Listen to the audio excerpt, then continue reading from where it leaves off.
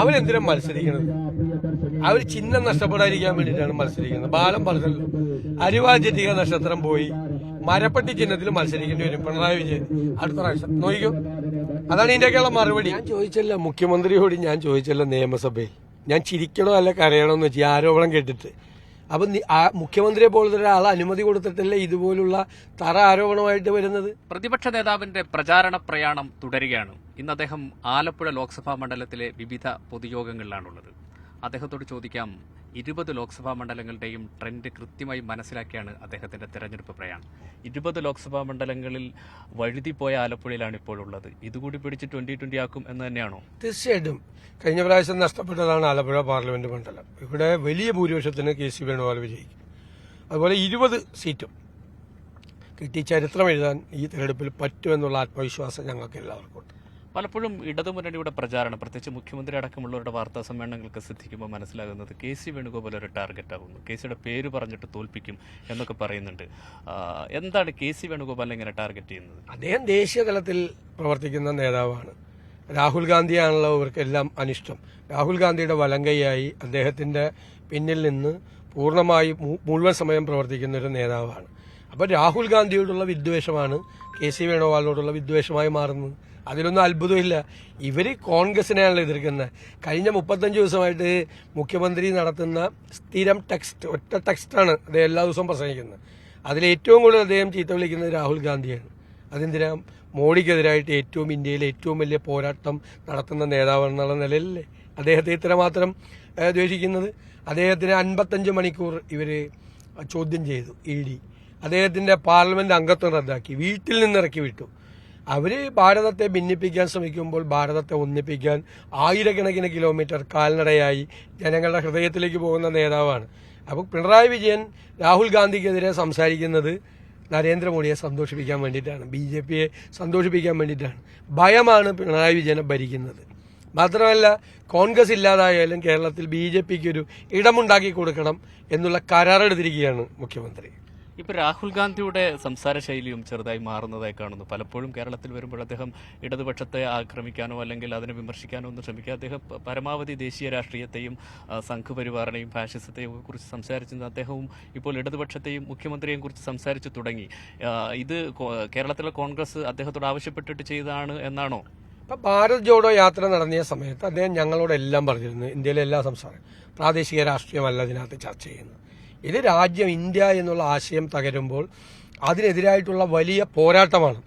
ആ പോരാട്ടത്തിൽ പ്രാദേശികമായ രാഷ്ട്രീയ കാര്യങ്ങൾക്ക് പ്രസക്തിയില്ല, നിങ്ങൾ ഫോക്കസ് ചെയ്യേണ്ടത് ഇതാണ് എന്ന് പറയുക. ഇപ്പോഴുള്ള സ്ഥിതി, അദ്ദേഹം വരുമ്പോൾ അദ്ദേഹം ഇപ്പോൾ കോഴിക്കോട് ബീച്ചിൽ അദ്ദേഹം പ്രസംഗിച്ചു, വലിയ മഹാറാലിയിൽ സംസാരിച്ചപ്പോൾ അദ്ദേഹം 35-40 മിനിറ്റ് ദേശീയ നിലപാട് തന്നെയാണ് പറഞ്ഞത്. 2 മിനിറ്റാണ് കേരളത്തെക്കുറിച്ച് പറഞ്ഞത്. അദ്ദേഹം ചോദിച്ചത്, എപ്പോഴും പിണറായി വിജയൻ കഴിഞ്ഞ കുറേ ദിവസമായി എന്നെ വിമർശിക്കുന്നു, എന്നെ എന്തിനാണ് വിമർശിക്കുന്നത്, നിങ്ങൾക്ക് കുറച്ച് സമയം മോഡിയെ വിമർശിക്കാൻ പാടില്ലേ എന്നാണ് ചോദിച്ചത്. പിന്നെ മോഡിയെ വിമർശിക്കുന്ന, കേന്ദ്ര ഗവൺമെന്റിനെ വിമർശിക്കുന്നവരെ എല്ലാവരെയും കേന്ദ്ര ഏജൻസികൾ വേട്ടയാടുകയാണ്. 2 മുഖ്യമന്ത്രിമാർ ജയിലിൽ പോയി. കേരളത്തിൽ മാത്രം ഒരു കുഴപ്പമില്ല, കേരളത്തിൽ ഒരു പ്രശ്നമില്ല. പിണറായി വിജയൻ ഒരു നോട്ടീസ് പോലും ഇന്നുവരെ ഒരു കേന്ദ്ര ഏജൻസിയും കൊടുത്തിട്ടില്ല. അദ്ദേഹം ചെയർമാനായ ലൈഫ് മിഷന്റെ കേസിലാണ് അദ്ദേഹത്തിന്റെ പ്രിൻസിപ്പൽ സെക്രട്ടറി സ്വർണ്ണക്കള്ളക്കടത്തിൽ ജയിലിൽ പോയത്. ലൈഫ് മിഷന്റെ ചെയർമാനായ അദ്ദേഹത്തിന് ഒരു മൊഴി പോലും എടുത്തിട്ടില്ല. അപ്പൊ അത് അത്ഭുതമല്ലേ? അപ്പൊ BJPക്ക് ഇഷ്ടമുള്ള ആളുകളോട് അവർക്കൊരു മൃദു സമീപനമുണ്ട്. ആ മൃദു സമീപനമാണ് കേരളത്തിലെ മുഖ്യമന്ത്രിയോട് അവർക്കുള്ളത്. അത് അദ്ദേഹം രാഷ്ട്രീയമല്ല പറഞ്ഞത്. പക്ഷേ മുഖ്യമന്ത്രി പറയുന്നത് കോൺഗ്രസ് ഇതര ആളുകൾക്ക് നേരെ EDയും കേന്ദ്ര ഏജൻസിയും വരുമ്പോൾ കോൺഗ്രസ് വേറൊരു നയം പറയുന്നു, പ്രത്യേകിച്ച് കേരളത്തിലെ കോൺഗ്രസ് അങ്ങനെ ഒരു നയം പറയുന്നു എന്നാണ് മുഖ്യമന്ത്രി പറയുന്നത്. ഞങ്ങൾ അങ്ങനെയല്ല പറഞ്ഞത്. ഞങ്ങൾ പറഞ്ഞത് കേന്ദ്ര സംഘപരിവാർ നേതൃത്വവും മുഖ്യമന്ത്രി പിണറായി വിജയനും തമ്മിൽ ഉള്ള ഒരു അൺഹോളി നെക്സസ്, ഒരു അവിഹിതമായ ഒരു ബാന്ധവുണ്ട്. അത് വളരെ വ്യക്തമാണ്. SNC ലാവ്ലിൻ കേസ് 6.5 കൊല്ലമായിട്ട് എടുത്തിട്ടില്ല. CBI സഹായിക്കുകയാണ്, കേന്ദ്ര ഗവൺമെന്റ് സഹായിക്കുകയാണ്. മാസപ്പടി കേസ് എവിടെയാ? കരുവന്നൂർ കേസ് എവിടെയാ? എല്ലാം എവിടെ പോയി? എത്ര നാളായി അന്വേഷണം തുടങ്ങിയിട്ട്?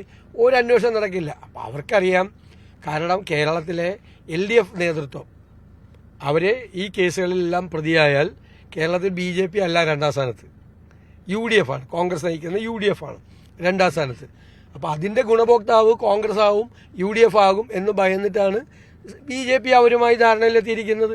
ഇത്രയും സംഭവമുള്ള ഏതെങ്കിലും സംസ്ഥാനത്ത് ഇത്രയും സോഫ്റ്റ് അപ്രോച്ച്, മൃദു സമീപനം കേന്ദ്ര ഏജൻസികളോ കേന്ദ്ര ഗവൺമെന്റോ എവിടെയെങ്കിലും എടുത്തിട്ടുണ്ട്? ഇന്ത്യയിൽ എവിടെയെങ്കിലും അവരുമായിട്ട് ഫൈറ്റ് ചെയ്യുന്നവരോട്? അപ്പോൾ അവരുമായിട്ട് ധാരണയാണ്. ഇപ്പോൾ കുഴൽപ്പണ കേസിൽ സുരേന്ദ്രനെ സഹായിച്ചില്ലേ? സുരേന്ദ്രൻ പ്രതിയായില്ലല്ലോ. ആരാ സഹായിച്ചത്? ഇപ്പോൾ അവർ തമ്മിൽ, നേതാക്കന്മാർ തമ്മിൽ ബിസിനസ് പാർട്ട്ണർഷിപ്പ് തുടങ്ങി, BJP CPM നേതാക്കളും തമ്മിൽ. അപ്പം ഇതൊക്കെ ഏത് ലെവലിലും പോവും. പ്രതിപക്ഷ നേതാവിനെ അവർ ഉന്നം വെക്കുന്നുണ്ട്. ഇപ്പോൾ PV അൻവർ കൊടുത്തൊരു കേസ് വിജിലൻസ് തള്ളി. ഇനി ED പരാതി കൊടുക്കും എന്നാണ് പറയുന്നത്. PV അൻവർ ഇങ്ങനൊരു നടപടികളിലേക്ക് പോകുന്നത് LDF നേതാക്കളോ CPM നേതാക്കളോ അറിയാതെ ചെയ്യുമോ? ഞാൻ ചോദിച്ചല്ലോ മുഖ്യമന്ത്രിയോട്, ഞാൻ ചോദിച്ചല്ലോ നിയമസഭയിൽ, ഞാൻ ചിരിക്കണോ അല്ല കരയണോ എന്ന് വെച്ചാൽ ആരോപണം കേട്ടിട്ട്. അപ്പം മുഖ്യമന്ത്രിയെ പോലത്തെ ഒരാൾ അനുമതി കൊടുത്തിട്ടല്ലേ ഇതുപോലുള്ള തറ ആരോപണമായിട്ട് വരുന്നത്? അതായത് കേരളത്തിൽ കേരയിൽ ഉണ്ടാകുമായിരുന്നു എങ്കിൽ 2045-50 ആകുമ്പോഴേക്കും കേരളത്തിൽ IT രംഗത്ത് വലിയ കുതിപ്പുണ്ടാവും. ഇത് മുൻകൂട്ടി കണ്ട ഹൈദരാബാദിലെയും കർണാടകത്തിലെയും IT കമ്പനികൾ ഇത് ഈ കേരയിൽ ഉണ്ടാകരുതെന്ന് തീരുമാനിച്ചു. അവർ KC വേണുഗോപാലിനെ ബന്ധപ്പെട്ട് കഴിഞ്ഞ ഇലക്ഷന് മുമ്പാണ് എന്നെ മുഖ്യമന്ത്രിയാക്കാമെന്ന് പറഞ്ഞു. ഏത് കഴിഞ്ഞ ഇലക്ഷനിലെ എന്നെ മുഖ്യമന്ത്രിയാക്കാമെന്ന് പറഞ്ഞു. എനിക്കൊരു 150 കോടി രൂപ ഒരു ഫ്രീസറിൽ മീൻ വണ്ടിയിൽ കയറ്റി വിട്ടു ചാവക്കാട്. അവിടെ നിന്ന് ആംബുലൻസിൽ കൊണ്ടുവന്നു. ആർക്കും കൊടുത്തില്ല. തിരിച്ച് ബാംഗ്ലൂരിൽ കൊണ്ടുപോയി നിക്ഷേപിച്ചു. അപ്പം ഞാൻ പറയാം, ബാംഗ്ലൂരിൽ കൊണ്ടുപോയ വണ്ടിയും കൂടി പറഞ്ഞുതരാൻ പറഞ്ഞു. അപ്പം ഇതിനൊക്കെ ഈ പിണറായി വിജയൻ പ്രതിരോധത്തിലായപ്പോൾ കുറേ വാർത്ത വരുമല്ലോ. VD സതീശനെതിരായി ആരോപണം, വാർത്തയില്ലേ? അടുത്തത് VD സതീശനെതിരായിട്ട് അഴിമതി ആരോപണം, വിജിലൻസ് കോടതിയിൽ പരാതി. തല്ലേന്ന് ഒരു ദിവസത്തെ വാർത്തയല്ലേ? കുറേ വാർത്ത വരുമല്ലോ.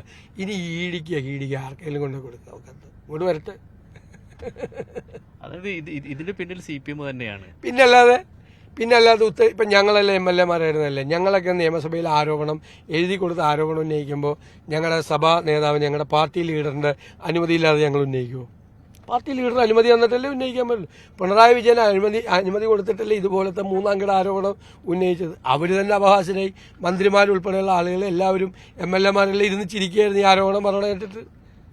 ഇപ്പോഴും വിടാതെ പിന്തുടരുന്ന ഒരു പ്രശ്നം വടകരയിലെ സൈബർ ആക്രമണമാണ്. ഇപ്പോഴും ഇന്നും അതേ ചൊല്ലിയുള്ള വാദപ്രതിവാദങ്ങൾ നടക്കുന്നുണ്ട്. ശരിക്കും പരാജയ ഭീതിയാണ് എന്നാണ് UDF-ന്റെ ആരോപണം. പക്ഷേ UDF-ന്റെ വാർ റൂമിൽ നിന്നാണ് ഇത് പുറത്തിറങ്ങുന്നതെന്നാണ് LDF ആരോപിക്കുന്നത്. ഈ നിങ്ങൾ ആരെങ്കിലും കണ്ടോ ഇങ്ങനൊരു പ്രചരണം നടത്തിയ ഏതെങ്കിലും ഒരു സ്ക്രീൻഷോട്ട് കണ്ടോ? കേരളത്തിൽ ഒരു മാധ്യമപ്രവർത്തകനും കണ്ടിട്ടില്ല, ഒരു രാഷ്ട്രീയ പ്രവർത്തകനും കണ്ടിട്ടില്ല. ഇവർ പോലീസ് കൊടുത്ത പരാതിയിൽ എൻ്റെ സ്ക്രീൻഷോട്ടില്ല. ഞാൻ അന്വേഷിച്ച് നടക്കുക. ഞങ്ങൾ പറഞ്ഞത് എന്താ, ഞങ്ങളുടെ ഭാഗത്ത് നിന്ന് ആരെങ്കിലും ആണ് ഇത് തെളിഞ്ഞാൽ അപ്പം നടപടിയെടുക്കും ഞങ്ങൾ. അതാണ് ഞങ്ങളുടെ സ്റ്റാൻഡ്. പിന്നെ ഇവർ 25-ാം തീയതി പരാതി കൊടുത്താണ് മുഖ്യമന്ത്രിക്ക്, മാർച്ച് 25-ാം തീയതി. ഈ 3 ആഴ്ച മുഖ്യമന്ത്രി എവിടെ കൊണ്ട് ഒളിപ്പിച്ചു വെച്ചിരിക്കുന്നത്? ആരാ പ്രതി? അപ്പോൾ മുഖ്യമന്ത്രിയല്ല പ്രതി. 26-ാം തീയതി അറസ്റ്റ് ചെയ്യണ്ടേ, അല്ലെങ്കിൽ കേസെടുക്കണ്ടേ? അപ്പോൾ ഇലക്ഷൻ്റെ അവസാന ആഴ്ചത്തേക്ക് കൊണ്ടുവന്നിരിക്കുക. പാനൂർ ഒരു ബോംബ് പൊട്ടി, അതിൻ്റെ ക്ഷീണം അവർക്ക് മാറിയിട്ടില്ല. വേറൊരു നുണ ബോംബ് പൊട്ടിക്കാൻ വേണ്ടി ഇറങ്ങിയിരിക്കുകയാണ്. നുണ ബോംബായിട്ട് ഇറങ്ങിയിരിക്കുക. അവർക്കെതിരായിട്ട് അഴിമതി ആരോപണമുണ്ട്. അത് ഞങ്ങൾ ഉന്നയിച്ചിട്ട് ഞങ്ങൾ കേസും കൊടുത്തിട്ടുണ്ട്. അവർ കൊള്ളയാണ് നടത്തിയത്. ആരോഗ്യമന്ത്രിയായിരുന്ന സമയത്ത് 1032 കോടി രൂപയുടെ അഴിമതി നടത്തിയത്. അതിൻ്റെ മുഴുവൻ ഡീറ്റെയിൽസ് ഞങ്ങളുടെ കയ്യിലുണ്ട്. അത് പറയും ഞങ്ങൾ. അത് അവരെ കേസിൽ നിന്ന് ഒഴിവാക്കാൻ പറഞ്ഞിട്ട് ഹൈക്കോടതി പോലും സമ്മതിച്ചില്ല. ഹൈക്കോടതി പറഞ്ഞ് പോയി കേസ് നടത്താൻ പറഞ്ഞു ലോകായുക്തയിൽ. അത് പറയും. അത് പറഞ്ഞാൽ എങ്ങനെ സൈബർ പ്രചരണമാണ്? ഇപ്പോൾ 9 പരാതി ഞാൻ കൊടുത്തു എനിക്കെതിരായിട്ട് സൈബർ ഇടങ്ങളിൽ വളരെ മോശമായിട്ട് എഴുതിയാൽ. എല്ലാത്തിനും എനിക്ക് മറുപടി വന്ന് കേസെടുക്കാൻ പറ്റില്ല. ഇന്നും മുഖ്യമന്ത്രി ഇന്നലെ കൊടുത്ത ഒരു പരാതിയിൽ എനിക്കെതിരായിട്ട് അതിൻ്റെ അടിയിൽ വന്ന് ഭയങ്കരമായി കമന്റ് ഇട്ടിട്ടുണ്ട് ഒരാൾ. മോശമായിട്ട് ഒരു നടപടി എടുക്കില്ല. അതായത് ഈ ബോംബ് സ്ഫോടനം ഉണ്ടായതും ബോംബ് പൊട്ടിയതും ഈ അഴിമതി ആരോപണങ്ങളൊക്കെ മറയ്ക്കാനുള്ള തന്ത്രം മാത്രമാണ്. പിന്നല്ലാതെ എന്താ? ഇല്ലെങ്കിൽ അതൊന്ന് കാണിച്ചു തന്നെ അപ്പം നടപടി എടുക്കാനല്ലേ പറയണം. ഉത്തരവാദിത്വബോധത്തോടുകൂടി ഏതെങ്കിലും ഞങ്ങളുടെ പാർട്ടിക്കാരോ നേതൃത്വത്തിൽ. ഇപ്പൊ കഴിഞ്ഞ തൃക്കാക്കര ഇലക്ഷനിൽ അവസാനത്തെ ആഴ്ച ഇതുപോലൊരു സാധനം വന്നു, ഒരു അശ്ലീല വീഡിയോ. എന്നിട്ട് മന്ത്രി P. രാജീവ് പറഞ്ഞ് പ്രതിപക്ഷ നേതാവ് VD സതീശൻ ഉണ്ടാക്കിയെന്നാണ്. എനിക്ക് അശ്ലീല വീഡിയോ ഉണ്ടാക്കുന്ന ജോലിയാണ്. എന്നിട്ട് ആ വീഡിയോ ഉണ്ടാക്കിയവനെ അറസ്റ്റ് ചെയ്താ. ഇയാളുടെ പോലീസല്ലേ, ഇതല്ലേ ആഭ്യന്തരമന്ത്രി, മുഖ്യമന്ത്രി അറസ്റ്റ് ചെയ്താ. അപ്പൊ ഞാനൊന്നൊരു മറുപടി പറഞ്ഞു. സ്വന്തം പാർട്ടി ജില്ലാ സെക്രട്ടറിയുടെ കട്ടിലിന്റെ അടിയിൽ ജില്ലാ കമ്മിറ്റി ആഫീസിൽ കൊണ്ട ക്യാമറ വെച്ചവരാണ് CPM-കാര്. എന്ത് ചെയ്യാൻ പഠിക്കാത്തവരാ. എറണാകുളത്ത് അവർ തന്നെയാണ് ഇറക്കിയത് ആ സാധനം. എന്നിട്ട് ഇത് ആളുകൾ ഫോർവേഡ് ചെയ്യുമല്ലോ, ഈ പാവങ്ങളൊക്കെ അങ്ങോട്ടും ഇങ്ങോട്ടും ഫോർവേഡ് ചെയ്ത് അറിയാൻ പാടില്ലാത്തവര്. ആ ഫോർവേഡ് ചെയ്ത രണ്ടുപേർക്കെതിരെ കേസെടുത്ത്, ഫോർവേഡ് ചെയ്തവനെതിരെയാണ് കേസെടുക്കേണ്ടത്. ഇതുണ്ടാക്കിയവനെതിരെ കേസെടുക്കണ്ടേ? അപ്പൊ ഇതുണ്ടാക്കിയ ആളുകളെ പോലീസ് കൊണ്ടുപോകാൻ ഞങ്ങൾ പുറത്താക്കാം. ഇപ്പോഴും ചില ലീഗ് പ്രവർത്തകരടക്കമുള്ള ആളുകൾക്കെതിരെ കേസെടുക്കുന്നുണ്ട്. അതെന്താണെന്നറിയാമോ? അത് പ്രചരണം നടത്തും ആളുകൾ. ഇത് വരുമ്പോ ഫോർവേഡ് ചെയ്യും. ആളുകൾക്ക് അറിയില്ലല്ലോ ഫോർവേഡ് നടത്തിയവനാണോ പ്രതി ആണോ? ഫോർവേഡ് ഒരുപാട് പേര് നടത്തും. ഇപ്പൊ നമുക്കെതിരെ എത്രയോ ആളുകൾ എന്തെല്ലാം എഴുതിയിട്ട് ആളുകൾക്ക് ഫോർവേഡ് ചെയ്യണം. ഞങ്ങളാരും ഫോർവേഡ് ചെയ്തവർക്ക് എല്ലാം പരാതി കൊടുക്കുക. ഉണ്ടാക്കിയവനല്ലേ അറസ്റ്റ് ചെയ്യേണ്ടത്. പ്രതിപക്ഷ ഷാഫി പറമ്പിലാണ് ഇത് ഉണ്ടാക്കിയെന്ന് ഈ സ്ഥാനാർത്ഥി വന്ന് പറയുകയാണ്. അപ്പൊ അവരുടെ ടാർഗറ്റ് ഷാഫി പറമ്പിലെ ജോലി ഇതാണ്. ഈ വ്യാജ വീഡിയോ ഉണ്ടാക്കലാണോ? അങ്ങനെ ഒരു വീഡിയോ ഉണ്ടാവുന്ന പോലെ ആർക്കും അറിയില്ലല്ലോ, ആരും കണ്ടിട്ടില്ല. ഇവര് പറയാണ്. പ്രതിപക്ഷ നേതാവ് കാസർഗോഡ് മുതൽ തിരുവനന്തപുരം വരെ യാത്ര ചെയ്യുന്നുണ്ട്. വിവിധ ഭാഗങ്ങളിലുള്ള ആളുകളുമായി സംവദിക്കുന്നുണ്ട്. തീരദേശം, മലയോര മേഖലകൾ, ഈ മേഖലകളിലൊക്കെയുള്ള ആളുകളുടെ ഒരു പ്രതികരണം എന്താണ് UDFന്റെ ഈ നയങ്ങളോടും ഈ കോൺഗ്രസ് പ്രകടന പത്രികയോടും? ഞാൻ എന്തുകൊണ്ടാണ് ഞങ്ങളിൽ 20 സീറ്റും ജയിക്കുന്നതെന്ന് പറയുന്നത്, ഒന്ന് കേന്ദ്ര ഗവൺമെന്റിനെതിരായിട്ടുള്ള ന്യൂനപക്ഷങ്ങളുടെ ഇടയിൽ മാത്രമല്ല, എല്ലാ ജനാധിപത്യ വിശ്വാസികളുടെയും ഇടയിൽ ഒരു ഭീതിയുണ്ട്. ഇവർ വീണ്ടും അധികാരത്തിൽ വന്നാൽ ഇന്ത്യയുടെ സ്ഥിതി എന്താവും? ഇവർ രാജ്യത്തെ കുട്ടിച്ചോറാക്കും, ഇവർ കൊള്ളക്കാരാണ്, രാജ്യത്തെ ലൂട്ട് ചെയ്യുന്ന ആളുകളാണ് എന്നുള്ളൊരു ഭയമുണ്ട്. 2, കേരള ഗവൺമെന്റിനെതിരായിട്ടുള്ള അതിശക്തമായ അമർഷവും പ്രതിഷേധവും രോഷവും ഉണ്ട്. പെൻഷൻ കിട്ടാത്ത 1 കോടി ആളുകളാണ് കേരളത്തിൽ. 1 കോടി, 55 ലക്ഷം സാമൂഹ്യ സുരക്ഷാ പെൻഷൻ, 45 ലക്ഷം ക്ഷേമനിധി പെൻഷൻ, ആശുപത്രി മരുന്നില്ല, പിന്നെ മാവേലി സ്റ്റോറിൽ സാധനമില്ല. കേരളം തകർന്നു തരിപ്പണമായി. ഉച്ചക്കഞ്ഞിക്ക് പോലും കാശില്ല. ജനങ്ങളാകെ പൊറുതിമുട്ടുകയാണ്. ഇപ്പോൾ പറഞ്ഞ വനാതിർത്തികളിൽ വലിയ ശല്യം, വന്യജീവി ശല്യം, സർക്കാർ നിസ്സംഗരാണ്. ഈ തീരദേശത്ത് 40 രൂപ മണ്ണെണ്ണയ്ക്ക് ഉണ്ടായിരുന്നപ്പോഴാണ് 25 രൂപ ഉമ്മൻചാണ്ടി സബ്സിഡി കൊടുത്തത്. ഇപ്പം 140 രൂപയാണ് മണ്ണെണ്ണയ്ക്ക് സബ്സിഡി, 25 രൂപ. മത്സ്യലഭ്യതയില്ല. എല്ലായിടത്തും കാർഷിക ഉൽപ്പന്നങ്ങൾക്ക് വിലയില്ല. റബ്ബറിന്റെ വില പോയി, എല്ലാ സാധനങ്ങളുടെയും വില. അപ്പോൾ ഈ അന്തരീക്ഷം ഇതാണ്.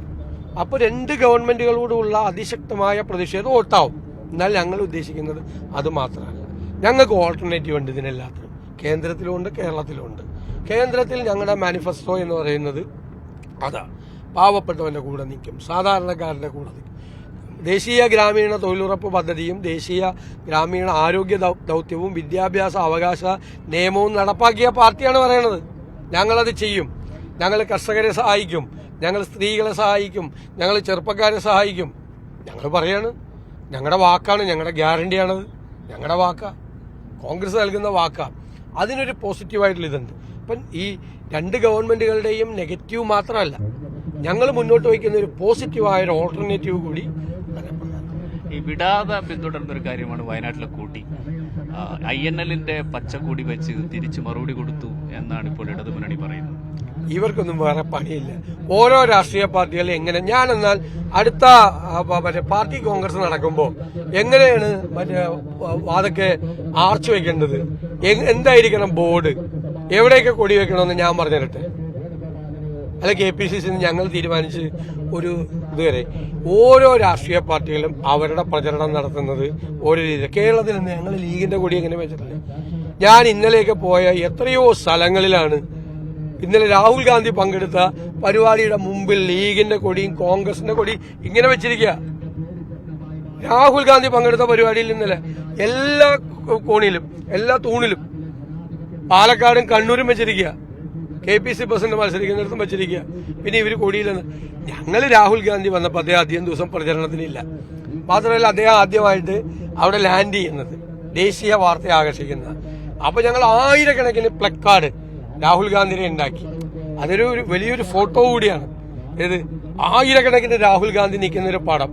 അപ്പൊ കൊടികളൊന്നും വെച്ച് മറഞ്ഞു പോകണ്ട എന്ന് വെച്ചിട്ട് ഞങ്ങളൊരു നാഷണൽ ഫോട്ടോയാണ്. രാഹുൽ ഗാന്ധി സ്വന്തം നിയോജകമണ്ഡലത്തിൽ ലാൻഡ് ചെയ്തിരിക്കുക. നാഷണൽ മീഡിയ ഉൾപ്പെടെ ഉണ്ട്. അല്ലാതെ ലീഗിന്റെ കൊടി കേരളത്തിലെ കോൺഗ്രസ് എവിടെ ഒളിപ്പിച്ചു വെച്ചേക്കണത്? ലീഗിന് പരാതിയില്ലല്ല. എന്താ അസംബന്ധമാണ് പറയണത്? നിങ്ങൾ മനസ്സിലാക്കണം, 5 കൊല്ലം മുമ്പ് ഈ പതാക വിവാദം ഉണ്ടാക്കിയത് ആരാ? BJP. 5 കൊല്ലം കഴിഞ്ഞപ്പോൾ ഈ പതാക വിവാദം ഉണ്ടാക്കുന്ന ആരാ? പിണറായി വിജയൻ. അപ്പൊ എന്താണ്? ധ്രുവീകരണം ഉണ്ടാക്കണം. BJP ചെയ്യുന്നത് വർഗീയ ധ്രുവീകരണം ഉണ്ടാക്കാനാണ് ഇത് പറയുന്നത്. അതേ ലൈനിലാണ് പിണറായി വിജയനും. സ്മൃതി ഇറാനിയുടെയും പിണറായി വിജയന്റെയും സ്റ്റേറ്റ്മെന്റ് നോക്ക്. രണ്ടും കൂടി ഒരു സ്ഥലത്ത് എഴുതിയാണെന്ന് മനസ്സിലാവും. ഒരേ വാചകങ്ങൾ, ഒരേ ടോൺ. ഇതൊക്കെ എങ്ങനെ സംഭവിക്കണത്? കൊടി ഉയർത്താൻ കഴിയാത്ത കോൺഗ്രസിനെ എങ്ങനെയാണ് BJP ഇങ്ങനെ നേരിടാൻ കഴിയുന്നത് എന്നാണ്. സ്വന്തം കൊടി ഉയർത്താൻ കഴിയാതെ സ്വയം ചോദിച്ചാൽ മതി. അവരെന്തിനും മത്സരിക്കുന്നത്? അവർ ചിഹ്നം നഷ്ടപ്പെടാതിരിക്കാൻ വേണ്ടിയിട്ടാണ് മത്സരിക്കുന്നത്. ബാലം പറഞ്ഞല്ലോ, അരിവാചറ്റിക നക്ഷത്രം പോയി മരപ്പട്ടി ചിഹ്നത്തിൽ മത്സരിക്കേണ്ടി വരും പിണറായി വിജയൻ അടുത്ത പ്രാവശ്യം. നോക്കിക്കോ, അതാണ് ഇതിന്റെയൊക്കെയുള്ള മറുപടി. പിന്നെ ഈ മൈനോറിറ്റി വോട്ട് കിട്ടാൻ വേണ്ടി ഇടുന്ന പെടാപ്പാടാണ് ഈ കാണിക്കുന്നത്. മുസ്ലിം വോട്ട് കിട്ടാൻ വേണ്ടിയിട്ട് കേരളത്തിലെ മുസ്ലിം സമുദായത്തിലെ അംഗങ്ങൾക്ക് അറിയാലോ, മൈനോറിറ്റിക്ക് മുഴുവൻ അറിയാലോ എന്താണ് പോരാട്ടം. വർഗീയ ശക്തികളെ, ഫാസിസ്റ്റ് ശക്തികളെ അധികാരത്തിൽ നിന്ന് ഇറക്കണം. ആ അധികാരത്തിൽ നിന്ന് ഇറക്കാനുള്ള പൊളിറ്റിക്കൽ പ്ലാറ്റ്ഫോം ഉണ്ടല്ലോ. മൈനസ് കോൺഗ്രസ് എന്താണ് ആ പൊളിറ്റിക്കൽ പ്ലാറ്റ്ഫോം? ഞങ്ങൾക്ക് ഒറ്റ മറുപടിയില്ല. മൈനസ് കോൺഗ്രസ് എന്താണ്? വർഗീയതയ്ക്കും ഫാസിസത്തിനും എതിരായിട്ടുള്ള പൊളിറ്റിക്കൽ പ്ലാറ്റ്ഫോം കോൺഗ്രസ് ഇല്ലാതെ ഈ 15 സ്ഥലത്ത് മത്സരിക്കുന്ന CPM ആണ്. വല്ല കാര്യമുണ്ട് ഏതെങ്കിലും സംസ്ഥാനത്ത്? അപ്പൊ കോൺഗ്രസ് ഇല്ലാതെ ഫാസിസ്റ്റ് വിരുദ്ധ പോരാട്ടത്തിനാണ് ഈ പിണറായി വിജയനും CPM ശ്രമിക്കുന്നത്. മനസ്സിലായോ? അത് എന്തായിരിക്കും എന്ന് അറിയാനുള്ള സാമാന്യ ബുദ്ധി കേരളത്തിലെയും ഇന്ത്യയിലെയും ന്യൂനപക്ഷങ്ങൾക്കും ഇന്ത്യയെ സ്നേഹിക്കുന്നവർക്കും ഉണ്ടാവും. സംസ്ഥാനത്ത് 2020 എന്ന സ്വപ്നം അത് സഫലീകരിക്കും എന്ന തികഞ്ഞ ആത്മവിശ്വാസത്തിലാണ് UDFന്റെ ചെയർമാൻ കൂടിയായ പ്രതിപക്ഷ നേതാവ് കേരളത്തിലുടനീളം യാത്ര ചെയ്യുന്നത്. കൊണ്ടും കൊടുത്തും മുന്നോട്ട് പോകുമ്പോൾ CPMനും BJPക്കും കൃത്യമായ മറുപടി പറഞ്ഞുകൊണ്ടാണ് ഓരോ പ്രസംഗവേദികളും അദ്ദേഹം മുന്നോട്ട് പോകുന്നത്. U Shaiju, media 1, Alappuzha.